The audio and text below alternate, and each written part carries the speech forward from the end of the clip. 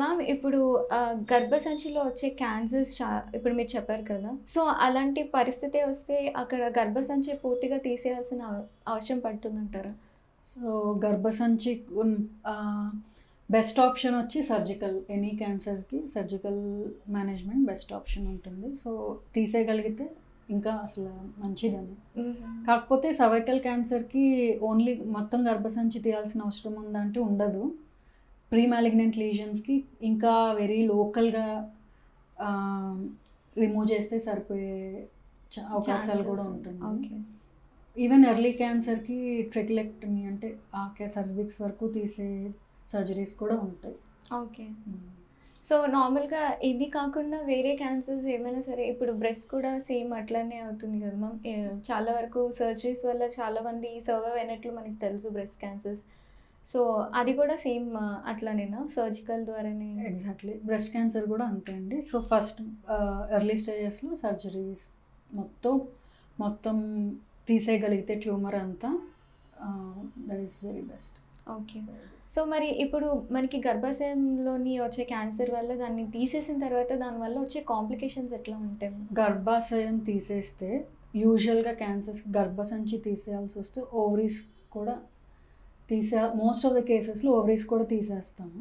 గర్భసంచి ఓవరీస్ తీసేయటం వలన న్యాచురల్‌గా మెనోపాజ్ 45-54 మధ్యలో వచ్చేది. ఓవరీస్ తీసేయటం వలన సర్జికల్ మెనోపాజ్ అంటే కొంచెం ముందే వస్తుంది మెనోపాజ్. సో, దీని వలన కొంచెం అదర్ సైడ్ ఎఫెక్ట్స్ ఉంటాయి. ఎర్లీ మెనోపాజ్ వలన వచ్చే సైడ్ ఎఫెక్ట్స్ అంటే బోన్ మినరల్ డెన్సిటీ తగ్గిపోవటం, బోన్ ఫ్రాక్చర్స్ అవే ఛాన్స్ ఎక్కువ ఉండటం, ఇంకా వజైనల్ డ్రైనెస్ అని, ఇంకా వేరే మెనోపాజ్ సింప్టమ్స్ అన్నీ ఎర్లీగా వస్తాయి. ఓకే. సో, వాటిని డీల్ చేయాల్సి ఉంటుంది. ఓకే. ఓకే. అవసరం ఉంటే హార్మోన్ రీప్లేస్మెంట్ థెరపీ ఇవ్వాల్సి వస్తుంది. మెనోపాజ్ తర్వాత మనం తీసుకోవాల్సిన జాగ్రత్తలు ఎట్లా ఉండాలి?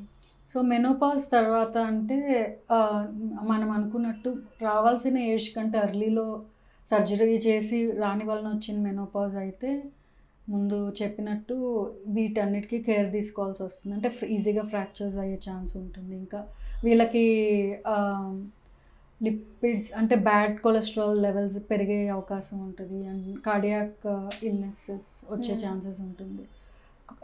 సో, హార్ట్ అటాక్ లాంటివి వచ్చేది. ఇవన్నిటికీ మనం రెగ్యులర్గా ఫాలో అప్ చేసుకుంటూ రిస్క్ ఉన్న వారికి ట్రీట్మెంట్ చేసుకుంటూ ఉండాలి. So, basically more aggressive follow up చేస్తూ ఉండాలి వీళ్ళకి. ఓకే. ఓకే. అంటే అంటే నార్మల్‌గా ఇప్పుడు టెస్టులు కూడా వీటికి ఏమైనా ఉంటాయా మ్యామ్? అంటే ప్రాపర్ టెస్టులు ఏమైనా అంటే చేయించుకోవాలా? మెనోపాజ్ వచ్చిన వాళ్ళకి కాంప్లికేషన్స్ ప్రివెంట్ చేయడానికి యాహ్! ఉంటాయండి. బోన్ మినరల్ డెన్సిటీ టెస్ట్‌లని, ఓకే. లిపిడ్ ప్రొఫైల్ అంటే early morning fasting lipid profile చేసుకుంటాం. ఓకే. సో, ఇవి చేసుకుని అండ్ రెగ్యులర్గా మనం షుగర్ ఎప్పుడు రెగ్యులర్గా అన్ని హెల్త్ చెకప్స్‌లో చేసుకున్నట్టే వీళ్ళకి కూడా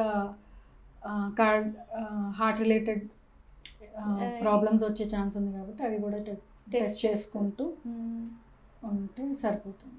ఓకే. సో, వీళ్ళు ప్రత్యేకంగా ఎట్లాంటి ఫుడ్స్ తీసుకోవాలంటారు మరి? సో, క్యాన్సర్ ప్రివెన్షన్‌కి ఎలాంటి ఫుడ్స్ అంటే యాంటీ ఆక్సిడెంట్స్ ఎక్కువ ఉన్న ఫుడ్స్ తీసుకుంటే చాలా మంచిది. అంటే fresh fruits and vegetables okay. మంచిదండి. అవి ఎక్కువ ఫుడ్‌లో మనం తీసుకునే డైట్‌లో మోర్ దాన్ 40% ఉంటే యాహ్! కొంచెం మంచిదనంటారు.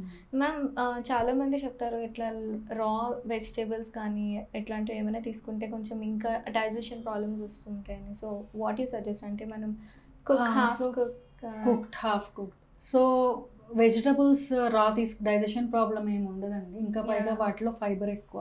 సో, ఈజీ డైజెషన్‌కి హెల్ప్ చేస్తది. అలా కాకుండా కొన్ని ఫ్రూట్స్ వలన కొంతమంది సరిపడని వాళ్ళకి ఐబిఎస్ అంటారు. అలాంటి ప్రాబ్లమ్ ఉన్నవాళ్ళు ఆ పర్టికులర్ ఫ్రూట్ అవాయిడ్ చేసుకుంటే సరిపోతుంది. అంటే ఇప్పుడు ప్రెజెంట్ ఈ పర్టిక్యులర్ ఫ్రూట్ తీసుకోవాలి. వీళ్ళు తీసుకోకూడని ఫ్రూట్స్ అన్నీ ఉంటాయి. లేకపోతే తీసుకోకూడని వెజిటబుల్స్ అన్నీ ఉంటాయి కదా కొన్ని. ఓకే. సో, అలా ఏం లేదండి. అన్ని ఫ్రూట్స్ వెజిటబుల్స్ మంచిదే. కానీ ఇంకా మంచివి అంటే కలర్స్ ఉండేవి, యాంటీ ఆక్సిడెంట్స్ ఎక్కువ ఉంటుంది. రెడ్, గ్రీన్, పర్పుల్ ఇలా డిఫరెంట్ కలర్స్‌లో ఉన్న ఫ్రూట్స్ అండ్ వెజిటబుల్స్ తింటే లైక్ మరీ బీట్రూట్స్ మంచిది. And everything. యెస్. యాహ్!